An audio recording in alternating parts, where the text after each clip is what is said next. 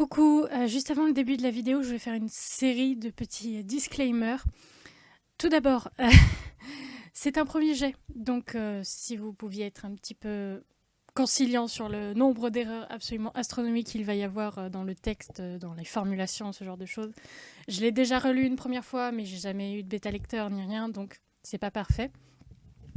Je prendrai les critiques, bien sûr, sans m'offenser, mais bon, restez dans le fait que c'est un premier jet. Et que je demanderai des bêta-lectures d'ici peut-être 1 an, peut-être plus, je ne sais pas du tout. Ou alors vous pourrez très bien me critiquer si un jour ça sort officiellement. Deuxième petite chose, j'ai un peu galéré à enregistrer. J'espère que ça sera quand même très clair d'arriver à un enregistrement où il n'y a pas trop de bugs dans ma voix, tout ça. Et dernier petit disclaimer, à la base je voulais faire un time-lapse d'une illustration qui aurait représenté une scène que vous allez voir ou quelque chose. Je n'ai pas eu le temps et je voulais absolument vous sortir cette vidéo ce dimanche même avant 23h59. Je ne sais pas exactement là au moment où j'enregistre quand est-ce qu'elle va sortir, mais je sais qu'elle sortira dimanche avant 23h59, ça se trouve à 23h58. Donc voilà, j'ai pas pu faire le dessin comme je voulais. J'ai déjà une idée là actuellement quand j'enregistre de comment je vais faire le truc. J'espère que ça rendra bien quand même. Normalement, pour les prochaines, il y aura bien un time-lapse d'une illustration en rapport. Par exemple, j'ai déjà une idée pour le chapitre 2. Voilà, c'était juste un petit disclaimer en début de vidéo. Je vous laisse profiter de ce premier chapitre et de ce prologue. J'espère que ça va vous plaire. Bisous! Une porte étoilée. Il me semble que c'est ce que je voyais à cet instant. Et des voix en fond. Je ne pouvais pourtant pas ouvrir les yeux, ni même parler ou bouger, quelque articulation que ce soit, comme si j'étais plongée dans un rêve. Je me concentrais alors sur ces voix, que j'entendais assez mal. Elles résonnaient dans ma tête comme si mes oreilles avaient également cessé de fonctionner. La seule chose que je percevais était la violence de l'échange. Peut-être y avait-il de l'écho, là où ils étaient ? Cela expliquerait mes impressions. Je n'en avais cependant aucune idée, mais je parvins enfin à comprendre ce qu'elle disait après quelques secondes dans cet étrange état. La première était celle d'une femme, qui semblait avoir la voix légèrement éraillée, mais dont le timbre faisait penser à celui d'une jeune fille. « Pourquoi avez-vous fait ça ? Ce n'était vraiment pas nécessaire. » Une seconde voix, extrêmement calme et située dans les octaves les plus basses que j'ai jamais entendues, lui répondit. Elle m'aurait presque fait trembler si je n'étais pas dans cette paralysie, je pense. « Cela ne sert à rien de crier, mon enfant. Nous en avons beaucoup parlé avec lui avant de le faire. Il était parfaitement conscient de cette nécessité afin d'assumer son nouveau rôle. Ces personnes étaient donc parentes ? Peut-être simplement que l'homme était plus âgé que celle qui criait. Celle-ci reprit d'ailleurs, de plus belle, apparemment bien déterminée à briser totalement sa belle voix. « Nécessaire ! Ce n'était absolument pas nécessaire de lui arracher cette partie de lui-même aussi violemment. Vous êtes vraiment des monstres. » Il y avait donc dans cet échange bien plus de personnes en jeu. Pourtant, aucune autre voix ne me parvenait. Attendez, je me sentais comme déçue de ce constat. Mais au fond, je ne savais rien du tout. Ni même où j'étais et qui étaient ces gens. Pourquoi ressentir quelque chose alors que je ne les connaissais pas ? De plus, après la déception, je ressentis un court instant de la haine. Une haine profonde. Puis le calme revint soudain, alors que j'entendais la dernière phrase du second individu. « Sois plus mesuré dans tes propos. N'oublie pas que c'est à moi que tu parles. » Soudain, je revis la porte étoilée, durant une seconde à peine, et quelques bruits me parvinrent, plus familiers, et je pus enfin bouger. En ce jour de 694, Métaï, la capitale du royaume du paradis, se réveillait doucement sous les rayons de ses 2 soleils. Dans un riche quartier résidentiel excentré, les volets roulants automatiques de toutes les maisons se relevaient en même temps sans un bruit. Dans une de ces maisons, ce petit manège bien orchestré servit de réveil à une petite fille encore allongée au fond de son lit. On ne voyait que ses cheveux dépassaient de ses draps, mais elle ne semblait pas plus âgée qu'une enfant entrant en primaire de nos jours. L'apparition de la lumière dans sa chambre était secondée par un petit enregistrement du gazouillis des oiseaux terrestres, afin de lui garantir un réveil agréable et en douceur. Malgré tout, cette petite grogna légèrement et enfouit sa tête sous son épaisse couette, recouverte d'une housse à motif citron. Elle mit quelques minutes avant de laisser émerger le bout de son nez, puis lentement le reste de son visage des draps confortables. Elle bâilla et s'étira un peu avant de demander d'une petite voix endormie. « Il est quelle heure, Dan ?» Aussitôt, cette question posée, apparemment dans le vide, car la chambre était déserte, une voix masculine lui répondit sur un ton monocorde mais doux. Celle-ci semblait venir d'une autre pièce ou d'un enregistrement déjà préparé, car elle sonnait étrangement. Mais cela ne semblait en aucun cas déranger la jeune enfant. « Il est actuellement 8h25 précise du matin, mademoiselle Ivy. Votre père a déclenché le réveil 4 minutes et 57 secondes plus tôt que la moyenne habituelle. » Cette information fit émettre un second grognement de frustration et de mécontentement à la petite fille, qui commençait enfin à sortir de sa pseudo-léthargie. Il n'y avait pas de raison particulière aujourd'hui pour qu'on la réveille plus tôt que d'habitude, ne serait-ce que de quelques minutes. Elle s'extirpa avec beaucoup de difficulté de sa couette moelleuse pour tout doucement poser ses 2 petits pieds dans des chaussons tout doux. Elle attrapa un peu à l'aveugle son verre d'eau posé en prévision sur sa table de chevet et leva un peu la tête en le buvant pour regarder le ciel dehors. Celui-ci était d'un bleu pur et sans nuages, ce qui annonçait une journée magnifique, mais également très chaude à cette période de l'année. Enfin, il faisait toujours beau et chaud au royaume du paradis, mais plus ou moins. Malgré tout ce constat, la fit sourire et l'encouragea à descendre de son lit plus rapidement. Elle fit quelques petits mouvements pour s'étirer encore et se permettre d'être bien réveillée, afin de prendre la direction de la petite salle de bain attenante à la chambre. Après avoir fini son verre d'eau et rapidement refait son lit, bien sûr.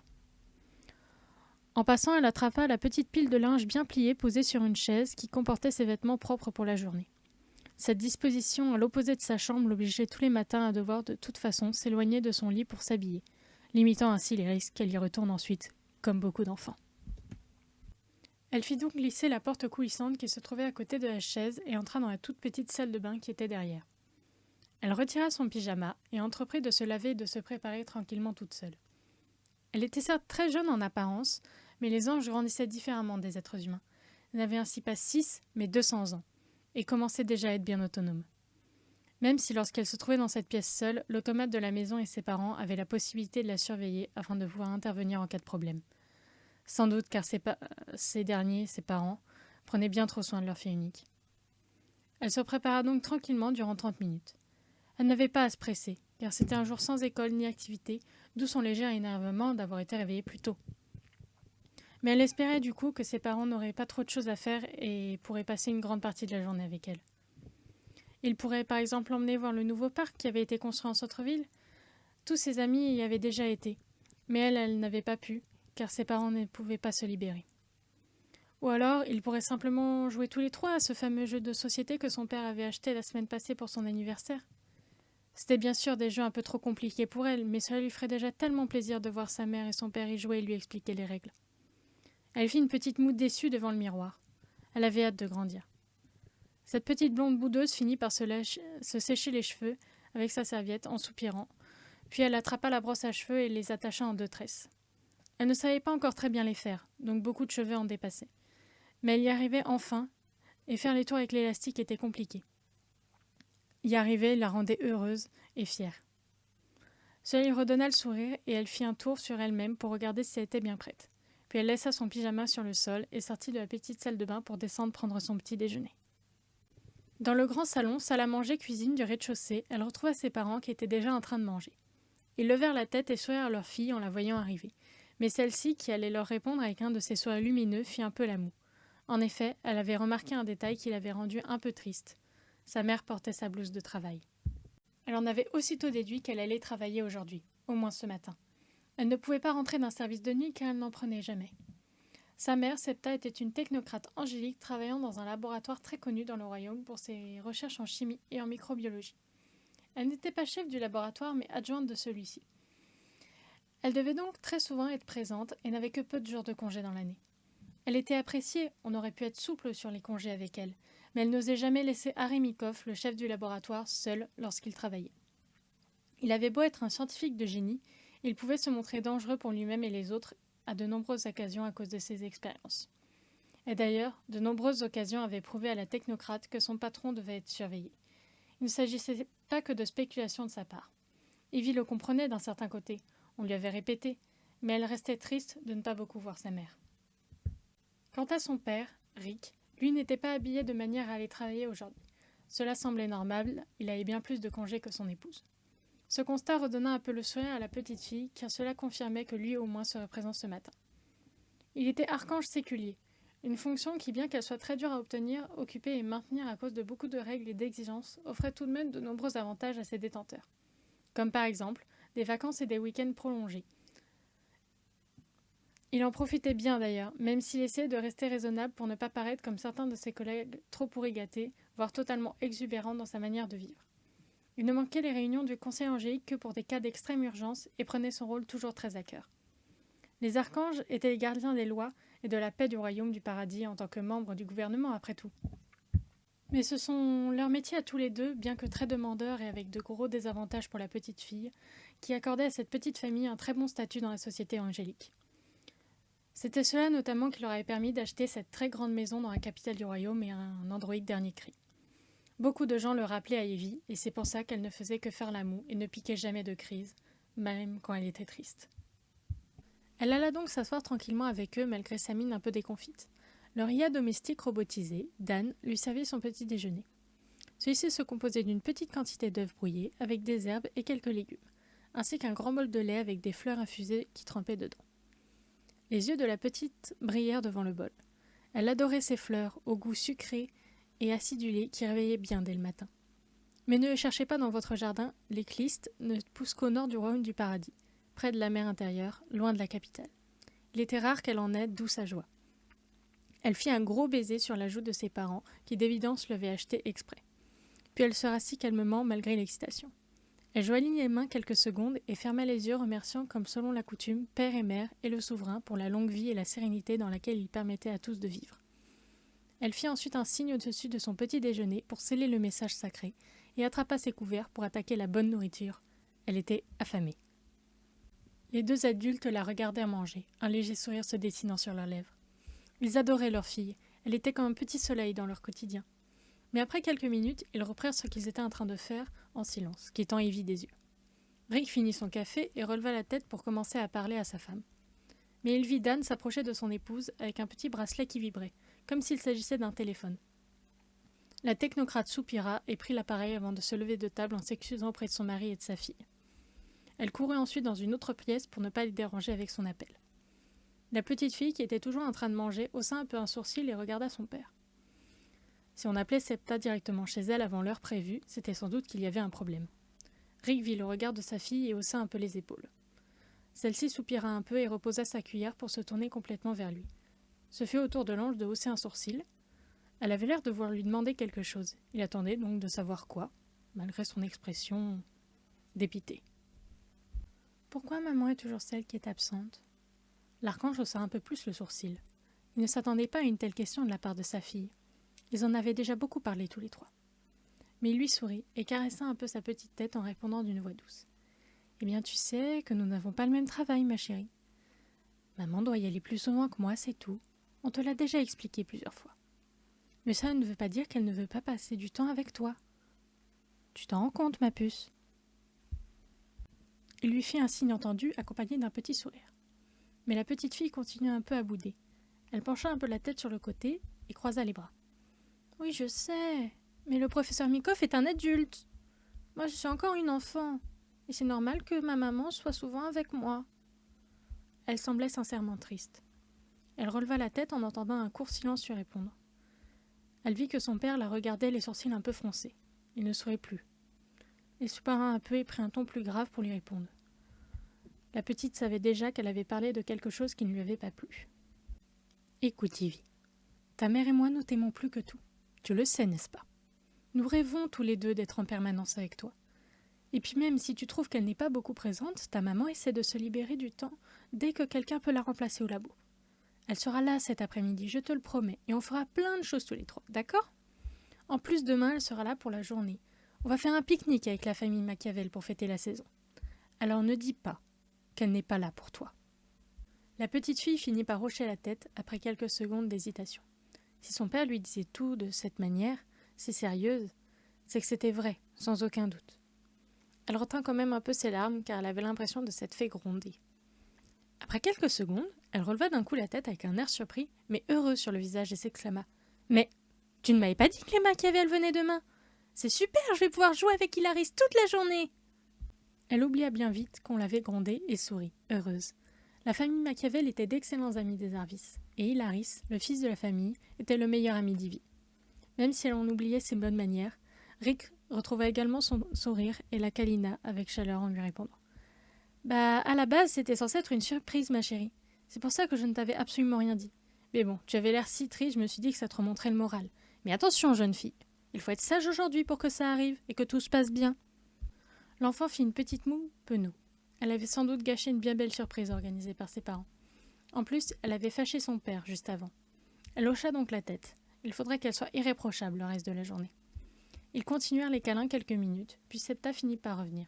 Elle se recoiffa et sourit aux deux êtres les plus chers qui partageaient sa vie. Elle éteignit son bracelet et elle a rapidement embrassé le front de sa fille. « Je suis vraiment désolée, ma puce, mais je ne serai pas là de la matinée, donc tu vas pouvoir être avec ton papa. N'est-ce pas, Rick ?» Elle appuya ses paroles d'un regard insistant vers son époux. Le message était clair. Il fallait qu'ils passent du temps avec leur fille. Par tous les moyens. Elle avait apparemment entendu un peu leur conversation, et soit ce qu'avait dit Rick ne lui avait pas plu, soit il y avait autre chose. L'ange en avait bien sûr l'intention, mais il hocha discrètement la tête quand même pour la rassurer. Il ne voulait en aucun cas contrarier sa femme. Il se demandait d'ailleurs ce qu'il avait bien fait pour mériter ce regard. Peut-être était-ce parce qu'il avait vendu la mèche pour la surprise du lendemain ? Elle reprit ensuite un ton plus joyeux et un regard plein de malice. Elle avait une idée derrière la tête, apparemment, pour leur matinée. « Comme je ne suis pas là, pourquoi ne feriez-vous pas le déjeuner ensemble avec l'aide de Dan ?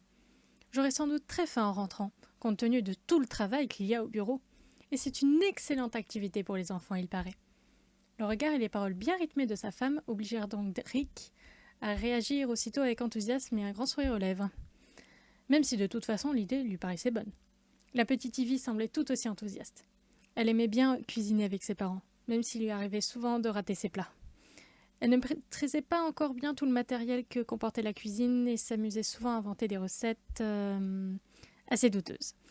Elle sourit donc toute heureuse et s'exclama en câlinant sa mère. « Oui, on va te faire le meilleur repas que t'as jamais mangé, maman, c'est promis !»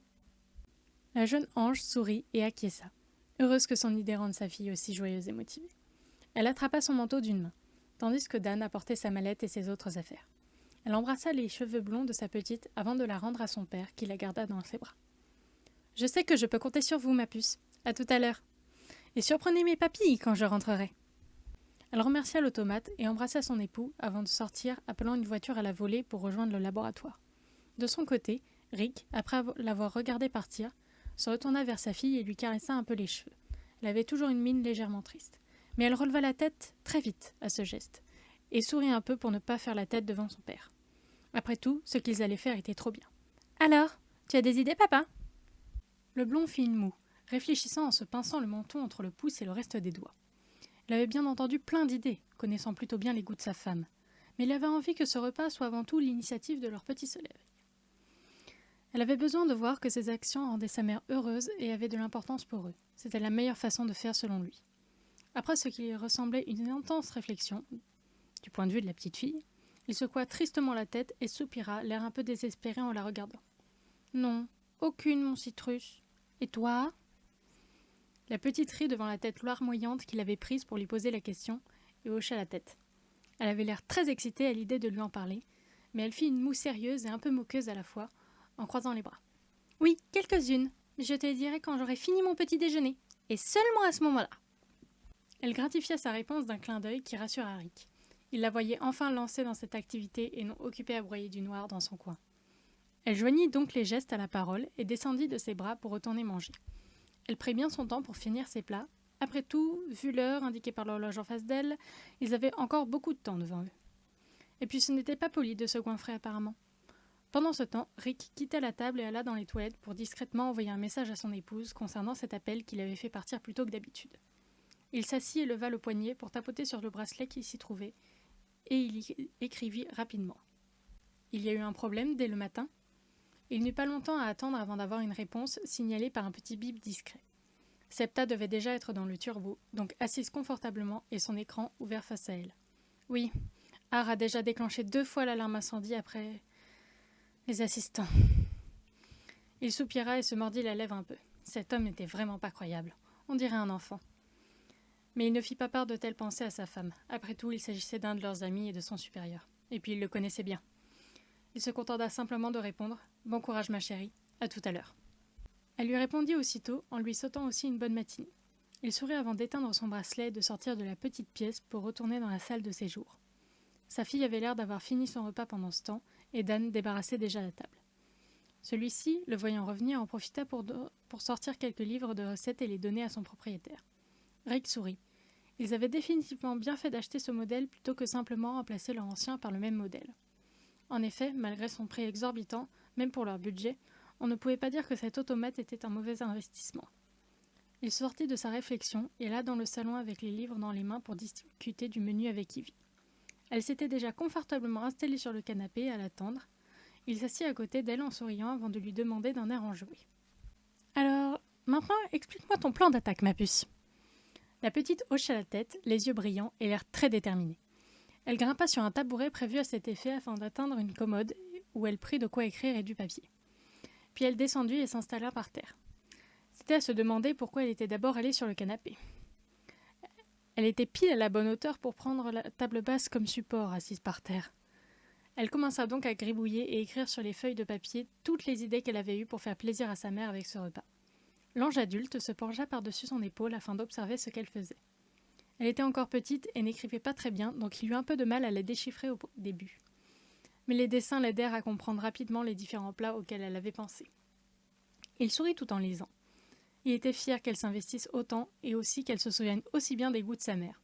Dire que lui avait mis plus de 120 ans de mariage pour enregistrer que son dessert préféré n'était pas la tourte d'Huyn, mais de Maguey. Cette réflexion le fit rire, ce qui intrigua la petite fille. Elle fit une petite moue vexée et tourna la tête vers lui. « Ils sont pas beaux mes dessins, c'est ça ?» Rick se tourna vers elle sans comprendre sa réaction dans un premier temps. Mais il comprit vite, et cela l'attendrit. Il la prit contre lui en souriant avec douceur. Il caressa doucement ses cheveux et secoua la tête, puis il prit sa voix rassurante. « Bien sûr que non, mon Ciatrus. Ils sont très beaux, ne t'inquiète pas. C'est juste que je me rends compte que tu connais bien mieux que moi les goûts de ta mère. Sinon, tu présentes bien des bonnes idées. Mais je pense qu'on va pas tout faire, sinon il faudra qu'on invite tout le quartier pour pouvoir tout manger. » Il rit de nouveau à cette pensée. Rick était un bon vivant, et sa femme également, mais pas au point de manger 3 entrées, 2 plats et 4 desserts malheureusement, à 3. La petite fille regarda sa feuille et acquiesça même si elle ne semblait pas enchantée à l'idée de retirer des choses. Elle effaça donc certains plats avant de redonner la feuille à son père. Il s'ensuivit un débat de quelques minutes pour être sûr de quel plat ils gardaient ou pas. Puis enfin ils virent leur liste pour passer à l'action. Ils avaient bien sûr dû faire quelques compromis, car ils voulaient bien manger, respecter les goûts de tout le monde, et il fallait qu'ils possèdent les ingrédients à la maison actuellement. Ainsi, ils durent retirer une quiche qu'adorait la technocrate car ils n'avaient pas le temps de faire la pâte eux-mêmes, par exemple. La seule chose avec laquelle Ivy ne voulut faire aucun compromis fut le gâteau au paix. Celui-ci était à la fois le second dessert préféré de Septa et le premier dans le cœur de la petite fille. Si on les laissait quelques heures avec, il avait tendance à disparaître mystérieusement, et ce, quelle que soit la taille et la quantité de gâteaux préparés. Rick rit vraiment de bon cœur en voyant la petite autant insister et embrassa sa belle chevelure blonde platine. La petite ange répondit à son rire avec le sien qui résonnait comme du cristal dans la pièce. Ils se calmèrent après quelques minutes de fou rire et il la serra contre lui avec toujours autant de tendresse. Il la fit descendre de ses genoux et elle se remit debout tenant toujours la feuille. Rick se leva toujours avec un grand sourire sur les lèvres. Ils étaient prêts. « Bon, ce n'est pas tout, mais nous avons du travail, il me semble, jeune fille. Non ?» Ivy sauta un peu sur place en levant les bras tout en s'exclamant. « Oui !» La petite courut à la cuisine tout enthousiaste et attrapa son tablier que lui tendait Dan. Elle le remercia, le mit et grimpa sur un tabouret pour avoir accès aux livres de cuisine, marquant tout de suite les bonnes pages pour les recettes. Elle était un peu lente, car ayant beaucoup de mal à les lire, mais elle y mettait du bon cœur. Son père se prépara aussi et donna quelques instructions au robot avant de sortir le matériel pour les différentes recettes. Il se dit qu'il devrait sans doute le faire en plusieurs fois au vu de tout ce qu'il devait préparer. La matinée s'annonçait longue, mais très joyeuse et très amusante. Voilà, c'est la fin de la vidéo. J'espère que ça vous a plu. C'était le prologue et le chapitre 1 de l'arc 1 de Stradus. Voilà, je m'excuse de nouveau pour les petites fautes de français qui ont pu se glisser quand je reformulais parfois les phrases, les problèmes de son, tout ça. J'espère quand même que c'était un minimum agréable. Si c'était vraiment pas le cas, dites-le moi en commentaire sur Instagram, tout ce que vous voulez. N'oubliez pas que j'ai Instagram et Twitter, c'est dans la bio. Je crois que je le mets aussi dans la description, je sais plus. Voilà, si vous voulez venir voir ce que je fais et que vous tombez ça sur cette vidéo au hasard, ce qui m'étonnerait beaucoup, mais voilà, au cas où. Je ne sais pas quand sortira le chapitre 2, j'ai quand même passé beaucoup de temps là-dessus sur le chapitre 1, dans une période où normalement je n'aurais pas dû passer beaucoup de temps dessus, mais voilà. Faites-moi vos remarques en commentaire, racontez-moi votre vie si vous avez envie, et passez sur Insta. Je vous dis bonne semaine, bon week-end, bon dimanche. Je ne sais pas à quelle heure cette vidéo sortira, donc peut-être bonne nuit carrément. Et à une prochaine, je vous tiendrai au courant. Je reposterai, je pense, un teaser pour le chapitre 2, comme ça vous préparera en vous disant ça sort dans pas longtemps. Et sur ce, bonne nuit, bonne soirée, bonne journée. Au revoir!